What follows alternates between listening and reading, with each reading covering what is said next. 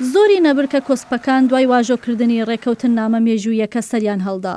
صلاحیت ئەمریکا نیست. ئازادکردنی زیندانیەکان پەیوەندی بە دەسەڵاتی ئەمریکاوە نییە، بەڵکو پەیوەندی بە دەسەڵاتی حکوومەتی ئەفغانستانەوە هەیە. ئێمە تاکو ئێستا لەگەڵ ئەمریکا لەبارەی ئازادکردنی زیندانیەکان ڕێک نەکەوتوین و ئەمەش دەبێت وەک بەشێک لە توێژە گشتیەکان بکەوێتە بەرباس.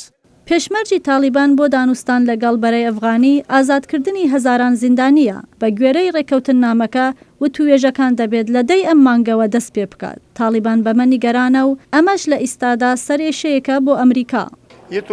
ئێمە لەگەڵ ئەمریکادا بڕیارمان لەسەر بابەتی ئازادکردنی 5,000 زیندانی داوە و ئەمریکا لە ڕێکەوتن نامەکەدا بەڵێنی ئازادکردنی زیندانیەکانی پێش دەستپێکردنی وتوێژەکانی داوە و ئەم کێشەیەش بۆ ئێمە بڕاوەتەوە. بابەتی ئازادکردنی 5,000 زیندانی تاڵیبان لە ناو ڕێکەوتنامەکەیە بەباشی ڕوون نەکراوەتەوە و ئەمەش بووەتە هۆی دروستبوونی پەشێوی و ئەو پرسیارەی هێناوەتە ئاراوە کە ئایا ئەمریکا بەڵێنی داوە 5,000 زیندانیەکە ئازاد بکات یان تەنیا بەڵێنی داوە کە کار بۆ ئازادکردنیان بکات. مایک پۆمپێۆ وەزیری دەرەوەی ئەمریکا لە کەناڵی CBS لە بەرنامەی فەیس دە نەیشندا ڕایگەیان کە هیچ کەس لەسەر ئەو خەیاڵە نییە کە جێبەجێکردنی ڕێکەوتن نامەکە وەک خۆی بڕواتە پێشەوە. بەڵام لەگەڵ ئەوەشدا ئەو هێشتا واژۆکردنی ڕێکەوتن نامەکەی بە ڕۆژێکی مێژووی وەسف کرد. هیچ لایەنێک چاوەڕێی ئەوە ناکات کە بابەتی ئازادکردنی زیندانیەکان ببێتە هۆی تێکچوونی ڕێکەوتن نامەکە.